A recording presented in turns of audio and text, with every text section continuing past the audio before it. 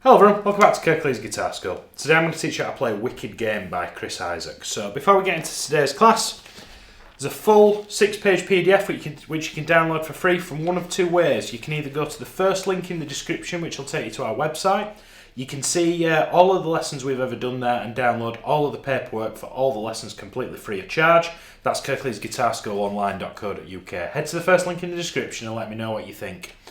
Alternatively, you can go to our private Facebook group, which is the second link in the description, which is a thriving guitar community of guitarists all studying these lessons and all learning how to play together. We do this thing called Feedback Friday every Friday, where you can post a clip of something that you're working on and I will send you a personalised video back to sort of give you some critique and give you some pointers in the right direction. It's completely free. If you're really serious about guitar, go join that group. It's well worth your time. Even if you just want to have a look at what everybody else is up to, it's well worth your time. Now, I've taught this lesson before. I taught the intro probably about 9 months ago, and lots of people have really enjoyed that lesson, but I think I can do it better, and I want to give you the rest of the song so you've got a complete transcription. Rather than just the intro, I'm going to show you how to glue it all together. So in this PDF, you've got 3 elements to the PDF. You've got a full tabbed out transcription of the song from top to bottom with all the lead parts put in and then the chords to kind of fill in the gaps. That's the first version. The second version is a chord sheet that looks like this. And this chord sheet will give you, if the lead guitar stuff's just a little bit beyond you, you'll be able to strum along to the song quite happily, and we're going to cover all those parts today as well. So for the sort of advanced beginners, you've got a little bit of something to be sticking around with.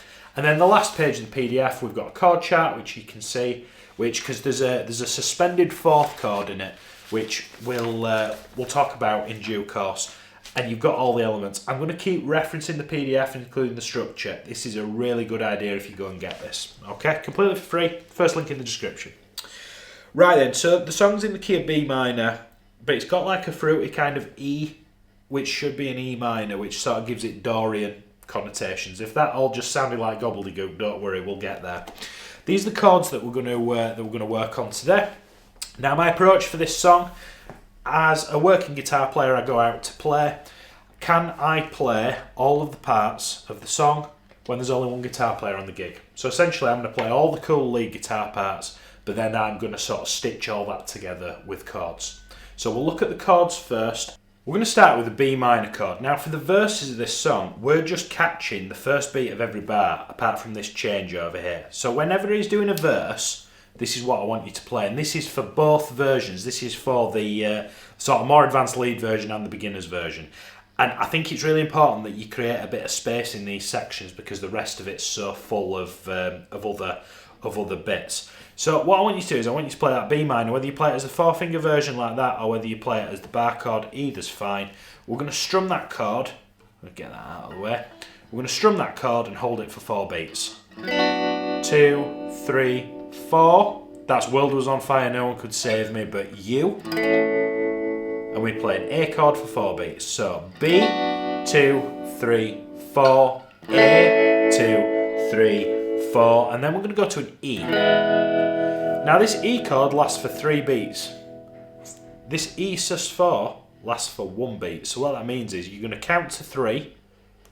On the 4th beat, you're going to put that little pinky on for the suspended 4th, and then go back to the E. So it'd be 1, 2, 3, 4, 1, 2, 3, 4 like this. 1, 2, 3, 4, 1, 2, 3, 4. I'll just put those on the screen for you. That E and that E sus, I'm looking at the bottom row of chords. Can you see how the only difference is that you're just putting that little finger on the 2nd fret of the G string, aren't you? And it creates this kind of...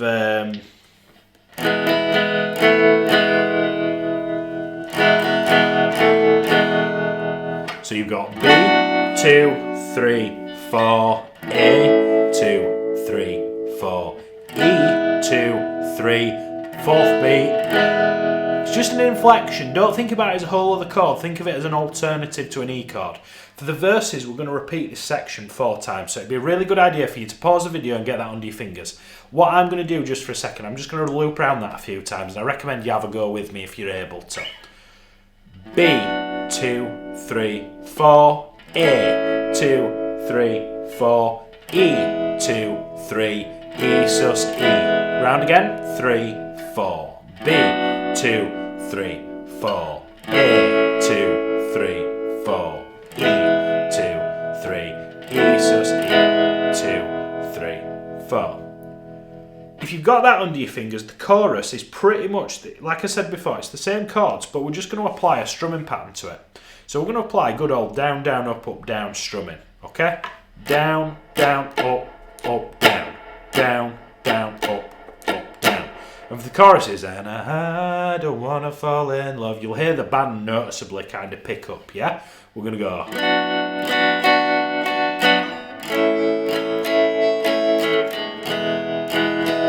Now what do you do for this E sus? Well, it still lands on beat 4.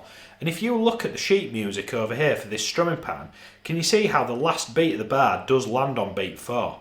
So you're going to go down, down, up on the E chord, and then for that suspended fourth, you're just going to catch it on the last note of the strumming pattern. Same timing as before, we're just applying a strumming pattern to it, and then you do a full bar of E as normal. Hear it in situ, so B, 2, 3, 4, A, 2, 3, 4, E, 2, 3, 4, E, 2, 3, 4. Down, down, up, down, down, down, up, down, down, down, up, down, down, down, up, down. I want you to think about that that section as when you put that E suspended fourth in, it's just a variation on the chord. If it's really chucking you off, just play a regular E chord and just strum 2 bars of E. These lessons are meant to be scaled to wherever you're at. I'm trying to cover as wide a range of guitarists as possible, and there's nothing wrong with making it this big first so that you can do it, and then you can almost do the suspended chord in version 2. Like, make it work for where you're at. It's if you were coming to see me for a one-to-one lesson and you were struggling with that, that's what we do. We essentially make it at a size where you can do it, and then sort of make it more difficult as you progress as a guitarist. Like, there's nothing wrong with that whatsoever. So for the strummers among us, that intro and verse section is exactly the same. It's just the single strokes, and then the choruses are strummed like so, and you will literally play the whole structure of the song: intro, verse, chorus, intro, verse, chorus, and then the ending, which is self-explanatory. So if you're a strummer, that's what I want you to work on for this lesson, okay? If you wanted to get your teeth into the lead parts, this is where it's going to start looking a little bit more like the lesson that we've previously done, but I've added a couple of bits to it, okay? So I'm going on the first 3 pages of the PDF. It's this transcription that I'm looking at. So what we're going to do is we're going to retain the verse parts for this. If you're on this team, if you're on the lead guitar team, the verses are going to be identical. We're going to just strum 1 chord per bar. And the reason that we're going to do that is I want to create a little bit of space because the sections are quite full on, okay? I want you to think of this as you're giving the song a chance to breathe. Just because you can play something far more complex doesn't mean that you always have to, okay? So we're going to start with the verses are the same, but the chorus, we've got this lovely kind of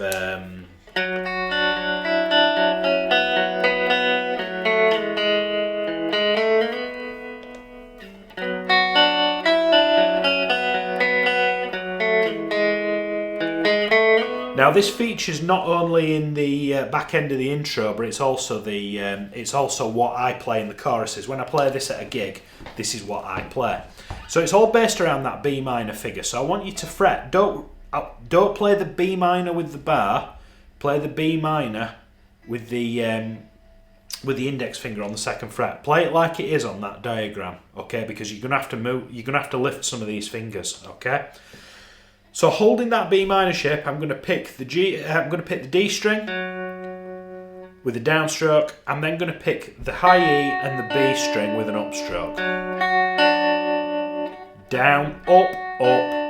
I'm then going to pick that D string again with a downstroke. So can you see how we keep going back to that 4th fret, don't we? I'm going to use that as a pivot, and I'm always going to pick that with a downstroke, okay? So 4, 2, 3, 4.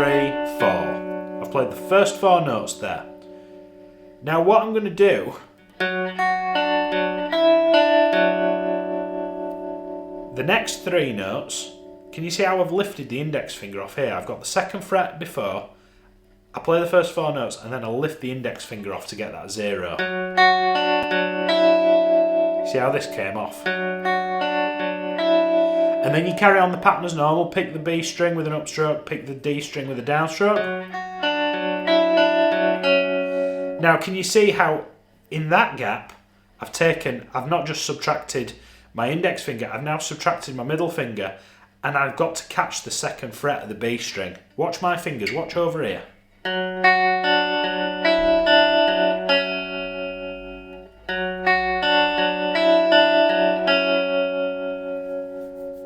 It's that one that makes this phrase difficult. The rest of it's a doddle, okay? After you've picked that note, you've got to pick it again.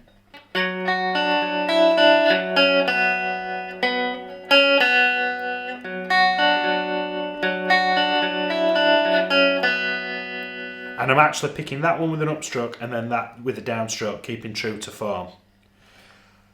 I then pick down, down, up on the 4th fret of the D, the G and then the B. And from this point, I completely let go and play this like upside down power chord. So I've got 4th fret on the D, 2nd fret on the G, and I'm going down, up. I then sort of move down. I take these. Can you see how I take that shape, that dyad, to a minor dyad down there? So 4, 2, 1, 2. This little line that's shooting off this one just as a tie, it basically means we need to hang on for it a little bit longer than we think. And then you walk up the notes. So I play the 2nd fret of the D, play the 1st fret of the G with the index finger and hammer onto the 2nd fret, and then slide it up to the 4.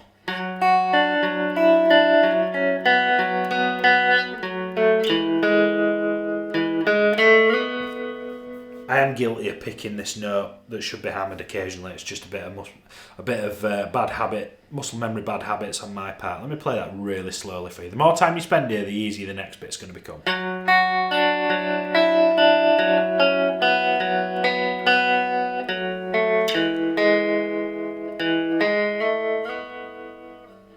And the second part of this is more or less identical.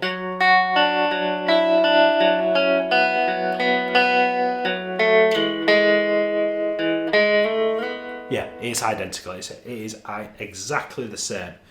So that part, whenever they're going, I can't sing it and play it at the same time. I don't want to fall in love. When the singer's playing that and I'm playing this on a gig, that's what I'm doing. And I don't know if you can hear, I'm letting all the notes kind of bleed into one another. Go up close. We're sort of trying to create this ethereal kind of ornate part, okay? The big words for a Friday, aren't they? And you really, I'm using a really crystal clean tone. We'll talk about tones in a second, but that little bit of tremolo that I'm using from the Princeton and a bit of reverb just kind of softens everything up and makes it sound lovely. So whenever I'm playing a chorus as the lead guitarist on this song, that's what I'm playing. Now the intro and the instrumental sections are the same throughout.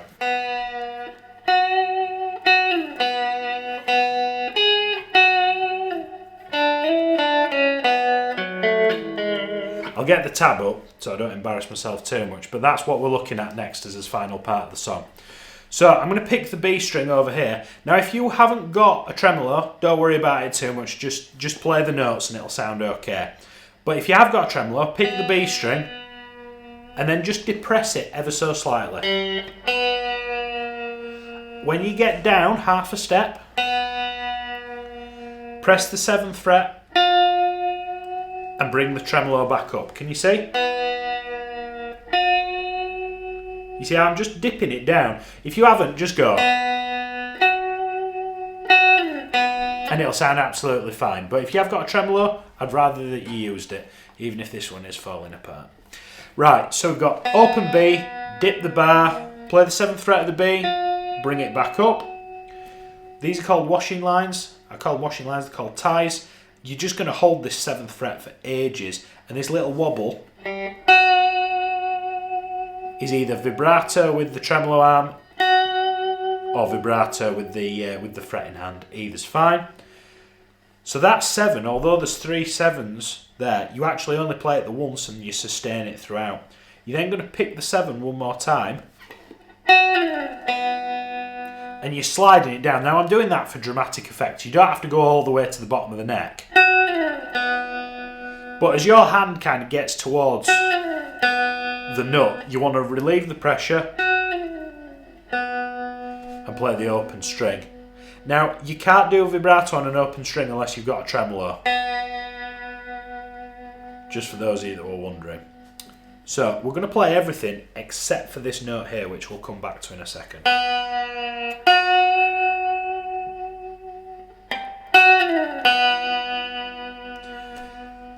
Can you see that this note over here is identical to this note over here?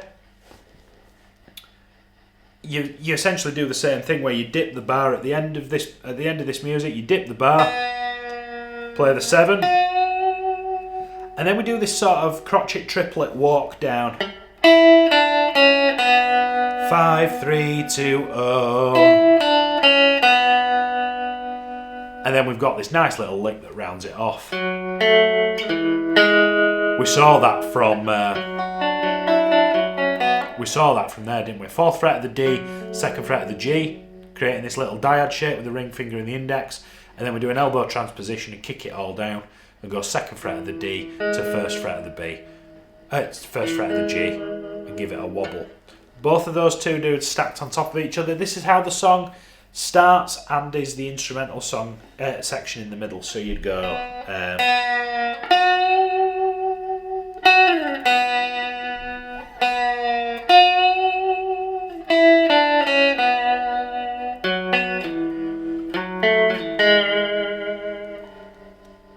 So let's just talk about structure then. You've got all the parts then, and it's basically whatever skill level you're at will tell you, will dictate which bits you play which, okay?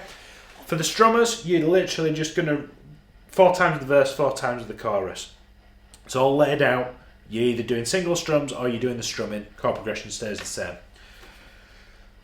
For the guitar, for the electric guitarists or the guitarists that are up for it, you've got that intro which we just talked about, which you play all the way through for 8 bars, followed by, you do that twice, and then you go into a verse and a chorus. That's the first page of the document. Second page of the document is verse 2, you go back to single strums, and then the second chorus, which is the ornate twinkly. Following that, you hit the instrumental section, which I've also labelled the intro at the bottom of page 2, which travels through to the verse 3, halfway through page 3, into a final chorus which is repeated 3 times instead of 2 times, and then you finish with literally B minor and an A, B minor and an A. And then you'll see on the tab, I haven't got a slide for it because I didn't think it warranted it. You'll see an E chord, but I sort of get you to drag through 5 notes of the chord. So you'll play B minor, 2, 3, 4, A, 2, 3, 4, and then instead of strumming the E chord like you normally do,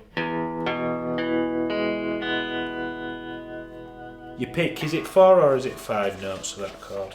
4 notes of the chord, so you pick the E, A, D and G string. And if you've got tremolo, give it a little wobble.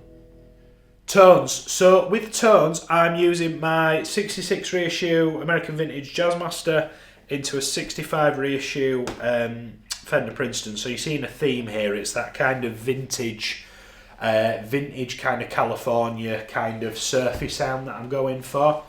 I'm assuming on the record it's a Fender amplifier, and it sounds like a Bigsby. It sounds like a Gretsch or something like that with all the tremolo work. this does a good enough job. You basically want a clean tone. If you're using a Gibson style guitar, I'd use the middle position on the to combine both pickups with a clean tone and plenty of reverb. If you're using a Fender style guitar, I'd use the neck pickup and plenty of tremolo. For the amplifier, I've got my treble set on 6, my bass set on 3, my reverb set on 3, and I've also got a little bit of the tube tremolo, because this amp's got tremolo as well, which if I turn that right up so you can hear it, you hear that warble. I did a lesson on Tennessee Whiskey by Chris Stapleton that I used a lot of this as well, and it just kind of has that sort of Tarantino kind of.